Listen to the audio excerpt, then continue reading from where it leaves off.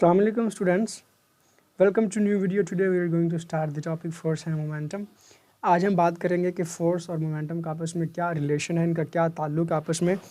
अगर हम फोर्स को ज़्यादा करते हैं तो मोमेंटम पे क्या इफ़ेक्ट आएगा, या मोमेंटम के चेंज होने से फोर्स पे क्या इफ़ेक्ट पड़ेगा, इसके बारे में आज हम बात करेंगे। जी स्टूडेंट्स, लेट कंसीडर करें कि हमारे पास एक मास m है। जब हम उसके ऊपर फोर्स अप्लाई करते हैं तो क्या होगा, वो बॉडी मूव करेगी, क्योंकि फोर्स जो है वो बॉडी को मूव करवाती है। तो अब मूव किस डायरेक्शन में करेगी, जिस डायरेक्शन में आप फोर्स लगाएंगे, ठीक है। तो अब देखें, ऑब्जेक्ट जो है उसकी जो इनिशियल वेलोसिटी होगी उसको हम कहेंगे v i, and after some time जब आप फोर्स लगाते जाएंगे तो वो एक जगह से दूसरी जगह पे पहुंच जाएगी, तो उसकी जो इनिशियल वेलोसिटी है वो कन्वर्ट हो जाएगी वी एफ में, ठीक है। मीन्स के कुछ फोर्स लगाने से ऑब्जेक्ट जो है वो मूव करेगी, उसकी वेलोसिटी में चेंज आएगा, ठीक है। देखिए यहाँ पे वी आई है तो बाद में वी एफ होगी। जब वेलोसिटी के अंदर चेंज आता है तो जी स्टूडेंट्स, देन क्या होता है, एक्सेलरेशन प्रोड्यूस होती है, because change in velocity he acceleration है, ठीक है। मतलब बॉडी क्योंकि मूव कर रही है तो मूविंग बॉडी के अंदर एक्सेलरेशन हमेशा ही प्रोड्यूस होती है, लेकिन जब वेलोसिटी के अंदर चेंज हो, अगर चेंज नहीं आ रहा वेलोसिटी में तो एक्सेलरेशन प्रोड्यूस नहीं होगी। जी तो अब हम बात करते हैं मोमेंटम की। हमें पता है P is equal to m v, momentum जो है वो मास इनटू वेलोसिटी होती है। तो देखें यहाँ पे जो बॉडी के अंदर मास भी है वो उसके अंदर वेलोसिटी भी है, तो मोमेंटम लाजमी होगा। मोमेंटम बेसिकली क्या होता है, ये कोई भी बॉडी जब मूव कर रही होती है तो हम सिंपली अगर ये सबसे सिंपल ये कह सकते हैं कि बॉडी कितनी एनर्जी से मूव कर रही है, तो वो मोमेंटम है। तो जब वी आई होगा तो मोमेंटम भी जो क्या होगा, पी आई इनिशियल मोमेंटम होगा। जब फाइनल वेलोसिटी होगी तो मोमेंटम भी क्या होगा, फाइनल मोमेंटम होगा, ठीक है जी। तो ये अबाउट है मोमेंटम, क्योंकि बॉडी मूव कर रही है तो उसके अंदर कोई ना कोई एनर्जी होगी, सो दैट्स वाई मोमेंटम जो है उसका रोल यहाँ पे ज़रूर होगा। तो मतलब ये है कि जब हम फोर्स किसी बॉडी के अंदर लगाएंगे तो फोर्स लगाने से बॉडी के अंदर क्या होगा, मोमेंटम प्रोड्यूस होगा। क्यों मोमेंटम प्रोड्यूस होगा, क्योंकि बॉडी जो है वो मूव करना शुरू करती है। तो जब मूव करना शुरू करती है उसके अंदर वेलोसिटी का फैक्टर आ जाता है, तो जब वेलोसिटी का फैक्टर आएगा तो उसके अंदर मोमेंटम लाजमी आ जाएगा। मीन्स जब फोर्स लगाएंगे तो बॉडी के अंदर मोमेंटम जो है वो प्रोड्यूस होगा। जी स्टूडेंट्स, तो ये जो है अब बात करते हैं हम उनकी वैल्यूज़ की। तो पी आई जो है वो एम वी आई होगा, p f is equal to m we f. Initial velocity तो इनिशियल मोमेंटम, फाइनल वेलोसिटी तो फाइनल मोमेंटम।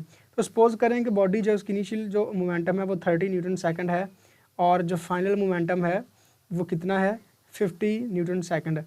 तो अब दूसरी बात ये देखें कि उस इनमें कितना चेंज कितना आया है मोमेंटम में, वो 30 से कितनी हो गई है, 50 हो गया है। समझाई बात की। तो ये उसमें जो चेंज आ रहा है वो कितना आ रहा है, 20 न्यूटन सेकंड का चेंज आ रहा है। तो यहाँ पे हम बात करेंगे चेंज की। चेंज इन मोमेंटम हम फाइंड करते हैं तो हम क्या करते हैं, ज़्यादा में से कम को माइनस करेंगे। तो ज़्यादा यहाँ पे क्या है, फाइनल मोमेंटम ज़्यादा है, 50 या 50 माइनस करेंगे 30 को, तो देखें final momentum minus initial momentum. तो ये क्या होगा, चेंज इन मोमेंटम किसके बराबर होगा, पी एफ माइनस पी आई। ज़्यादा में से फाइनल मोमेंटम माइनस पी आई हमने किया, ज़्यादा में से हमने माइनस को कम किया, इज इक्वल टू उनकी वैल्यूज़ पुट करेंगे। पी एफ किसके बराबर है, इस तरह फाइनल मोमेंटम किसके बराबर होगा, एम वी एफ के minus initial momentum M we आई होगा। जी स्टूडेंट्स, तो यहाँ पे दो बातें जो आपको बताने वाली हैं। एक चेंज इन मोमेंटम जो है, चेंज जस्ट जो है वो पी एफ माइनस पी आई है, लेकिन यहाँ पे देखें rate of change in momentum, एक वर्ड का इजाफा हुआ है रेट। तो रेट का मतलब है डिवाइडेड बाय टाइम। जब भी आपको रेट का वर्ड नज़र आए आपके माइंड में सिर्फ एक ही चीज़ आनी चाहिए कि आपने हमेशा टाइम से डिवाइड करना है। तो इसी तरह हमने क्या किया, हमने डिवाइड किसको करना है, टाइम से। Change in momentum, change in momentum हमारे पास क्या है जी, तो चेंज इन मोमेंटम हमारे पास है पी एफ माइनस पी आई, ठीक है। तो इसको हम जब टाइम से डिवाइड करेंगे तो इसको हम बोलेंगे rate of change in momentum. मतलब मोमेंटम में जो चेंज आ रहा है वो टाइम के लिहाज से कितना आ रहा है, ठीक है। अब हम जिस तरह बात करेंगे जी, तो हम बात कर रहे थे चेंज की, change of momentum with respect to time है, रेट ऑफ चेंज है।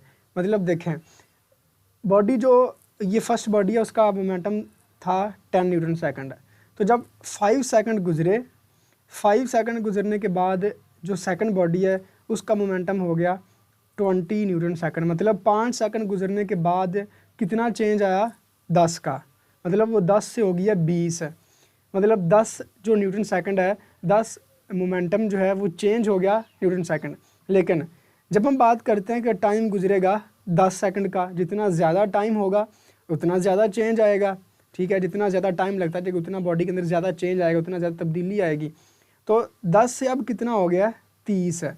तो मीन्स हम ये कह सकते हैं कि टाइम के लिहाज से मोमेंटम में कितना चेंज आएगा, उसको हम कहते हैं rate of change in momentum.